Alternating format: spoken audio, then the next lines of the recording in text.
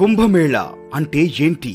సంస్కృతంలో కుంభ అంటే కుండ, మేళ అంటే కలయిక అని అర్థం. పురాణాల ప్రకారం ఒక కుండలో ఉన్న తేనె అంటే అమృతం కోసం దేవతలకు రాక్షసులకు మధ్య జగడం నెలకొంది. ఈ పెనుగులాటలో 4 చుక్కల అమృతం ఒలికిపోయి భూమి మీద ప్రయాగ్రాజ్, హరిద్వార్, ఉజ్జయిని, నాసిక్ ప్రాంతాల్లో పడింది. అమృతం కారణంగా ఆయా ప్రాంతాలు పునీతమయ్యాయని, కుంభమేళా సమయంలో ఇక్కడి జలాల్లో స్నానం చేస్తే పాపాలు నశిస్తాయని భక్తులు